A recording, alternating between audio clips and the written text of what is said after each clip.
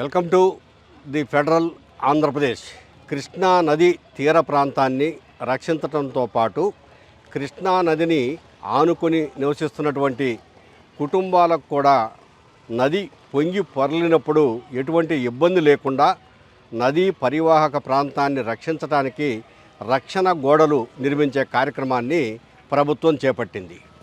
ఈ మధ్య అంటే మార్చి 9వ తేదీన మంత్రి లోకేష్ కృష్ణా నది కుడివైపున ఉన్నటువంటి రక్షణ గోడ నిర్మాణానికి శంకుస్థాపన చేశారు.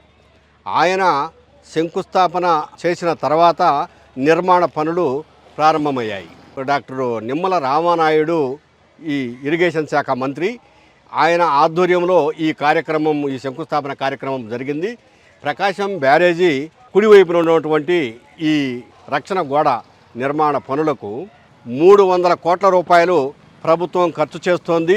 ఈ 300 కోట్ల రూపాయలతో రక్షణ గోడ నిర్మాణాన్ని దాదాపు పూర్తి చేస్తారు. మనం ఇదిగో ఇక్కడ చూడొచ్చు, ఇది ఇప్పుడు పనులు జరుగుతున్నాయి. ఈ రక్షణ గోడ ఇక్కడి నుంచి స్టార్ట్ అయ్యి 1.7 కిలోమీటర్ల వరకు ఈ రక్షణ గోడ నిర్మాణం, అంటే హైవే పైన నిర్మించినటువంటి బ్రిడ్జి వరకు ఈ రక్షణ గోడ నిర్మాణం జరుగుతుంది. ఈ రక్షణ గోడ నిర్మాణానికి నిధుల కేటాయింపు పనులు జరుగుతున్నందువల్ల స్పీడ్గా పూర్తయ్యే అవకాశం ఉంది. గత ప్రభుత్వంలో ఉత్తరం వైపున గోడ నిర్మాణము పూర్తయింది. అయితే ఉత్తరం వైపున గోడ నిర్మాణము హైవే దారికి కింద వైపున కూడా చాలా దూరము వేశారు. ఇది ఫస్ట్ ఫేజ్ కింద ఇక్కడ హైవే వరకు నిర్మాణం జరుగుతుంది. ఆ తర్వాత పూర్తిగా దక్షిణం వైపున కూడా, అంటే నదికి కుడివైపున కూడా హైవేకు కింద వైపున కూడా రక్షణ గోడ నిర్మించడానికి ప్రభుత్వము తగిన నివేదికలు తయారు చేస్తూ ఉంది.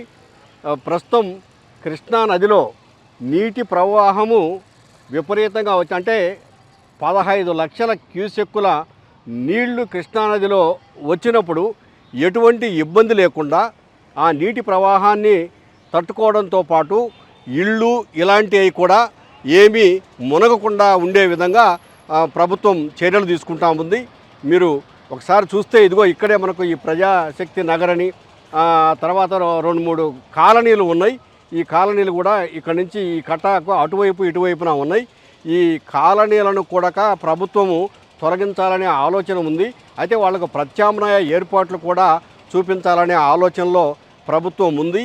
ఇక్కడి నుంచి మనకు ఈ దగ్గరలోనే ఉన్నటువంటి ఉండవల్లి దగ్గర నుంచి స్టీల్ బ్రిడ్జి నిర్మాణం జరుగుతుంది. ఇది అమరావతి నగరంలో నుంచి ఈ బ్రిడ్జి నిర్మాణం ఇదిగో ఈ మనం చూస్తున్నటువంటి ఈ రహదారి మీదుగానే, ఈ కట్ట మీదుగానే ఇక్కడి నుంచి మన హైవేలోకి NH లోకి కలుస్తుంది.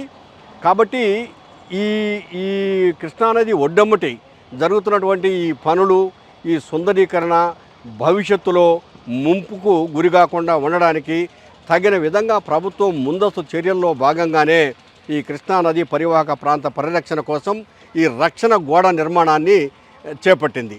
రక్షణ గోడ ఎప్పుడైతే పటిష్టంగా ఉంటుందో, పైగా గోడ భూమిలోకి 38 అడుగుల లోతు నుంచి మేకులు కొట్టేసేసి పైకి గోడ నిర్మాణం జరుగుతోంది.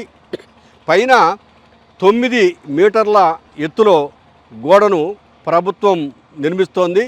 మొత్తం మీద గోడ పటిష్టవంతమైనటువంటి మంచి స్టీలు, ఇతర అవసరమైతే ఇంకా దానికి కావాల్సినటువంటి మెటీరియల్ కొనుగోలుకు అవసరమైతే నిధులు ఇవ్వడానికి ఇరిగేషన్ శాఖ చాలా గట్టిగా పకడ్బందీగానే ఉంది. అవసరమైతే నిధులు ఎంత ఖర్చైనా కూడా ఇవ్వడానికి రెడీగా ఉంది. కాబట్టి రక్షణ గోడ పూర్తయితే భవిష్యత్తులో నదికి ప్రమాదం ఉండదు, ప్రజలకు ప్రమాదం ఉండదు, ఎటువంటి ఇబ్బందులు లేకుండా ఈ నదీ ప్రవాహము సాఫీగా జరిగిపోతుంది.